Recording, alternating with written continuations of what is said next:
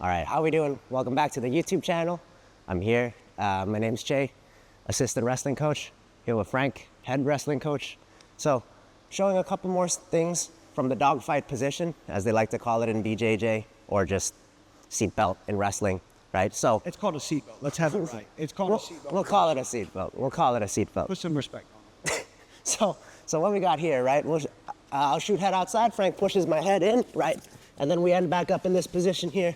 So what often happens here, right? Really, really common mistake that we're gonna try to avoid is if I stay on the hip here and I don't really do anything about neutralizing this leg or neutralizing this arm, right? If I'm trying to make my way across, for example, a lot of people like to limp arm, but they don't do it without any control, right? So if I do this, but I don't have any other control, Frank's just gonna go away, right? And then now I can't chase. So that's a common issue, right? So what you wanna do here just to start, just to contain the escape, get a little bit of a hook. You can sit down on it if you want, right? Get your butt a little bit closer to your heel, right? That way, even if I do limp arm, right, Frank's leg is gonna be stuck. So now I can climb up to the hip if I want to. So that's one option. Now, sometimes if you do try to limp arm, right, your arm might still get stuck, especially if they've got a strong whizzer.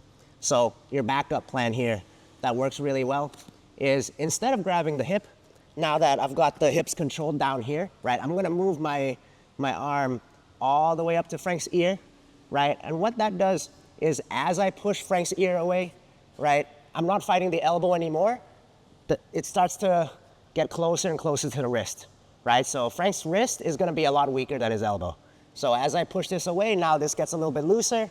I'm gonna actually get to my other arm, literally grab the elbow, pull my head away, and then I'm physically moving this out of the way in order to secure the back, right? So one more time, right? I'm here, I shoot, Frank puts my head in, here, get to my hook, right? Once I hook, sit myself back down a little bit, right? Just to get my base.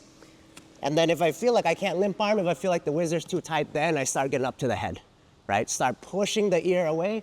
That's gonna get the arm to loosen up just enough where I can grab the elbow, dip my head away so this arm has space to fall down. Just like that, right? And now I can cover up top for my takedown. So yeah, right? One more time, right? I'm here, in, secure, right? Again, common mistake. If I don't do anything with the legs here and I just limp arm, Frank's just gonna escape. So I've gotta be mindful of that.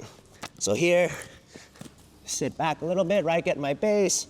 If I can limp arm, that's great, but if not, I'm up here, push, right elbow goes away, pull down, pull my head away as well. Now I can cover. So that's it, right? A very, very effective fix to a very common mistake.